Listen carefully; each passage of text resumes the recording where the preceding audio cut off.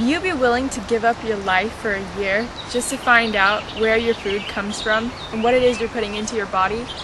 Barbara Kingsolver gave up her old life for a year, took her family to a rural part of Arizona, began to grow her own food, and rely on her neighbors for what she alone couldn't produce. We're going over to a neighbor's house right now to see what he's done with his agricultural life. So can we see your garden? Yeah. All right, Let's go cool. check it out. Now we use all organic ingredients, like this is some granular fertilizer.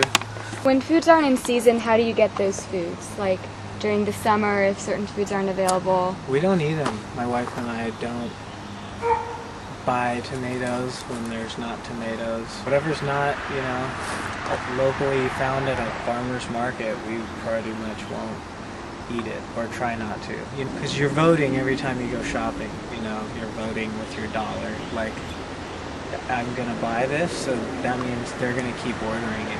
So What have been your biggest sacrifices while working on a farm or growing your own crops?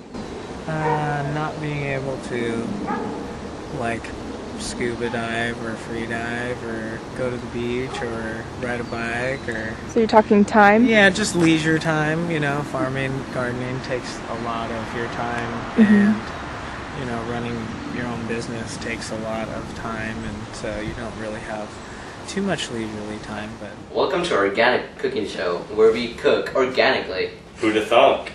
I'm your host, Matthias, and tonight we're going to be cooking a scrumptious spinach lasagna, all from organic foods. Now, I bet you're wondering where we're going to get these organic foods, and so that's where we're going to go. We're straight to the farmer's market. I'm here at the local farmers market in downtown Pleasanton, where people come to sell local foods. I'm here with Mayor Jennifer Hosterman. And why do you come to the farmers market? Well, I especially like the farmers market because it features local produce, which is grown locally. And, in this day and age of increasing gas prices, you two are going to be driving soon if you aren't already. And I just filled up my tank this morning and it cost $4.30 a gallon. So if we're going to keep our food prices down, that means not trucking food from across the country.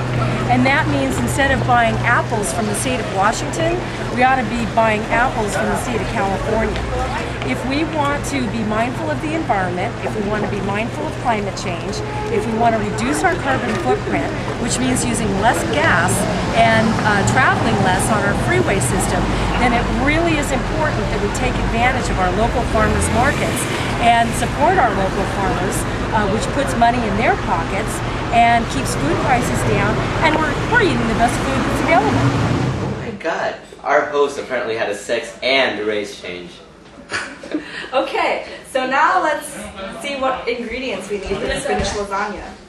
We need 1 pound full grain organic lasagna noodles, 4 cups whole grain chopped spinach, 16 ounces organic tomato sauce, and 2 cups fresh ricotta, and 2 cups mozzarella.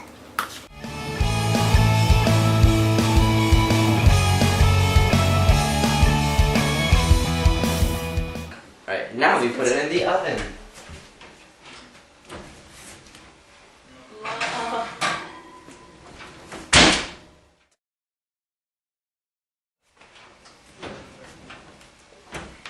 Ta-da! Now look behind you. Time is an essential concept in this book. Kingsolver and her family, while living on the farm, had to wait for each growing season to start to get their food. Unlike the average American family, Kingsolver and her family could not buy their food out of season. Like Barbara and her family, you can help by going to the farmer's market like we did, or you can just go homegrown gardens like the neighbor previously interviewed, and you can also just buy foods in season rather than out of season.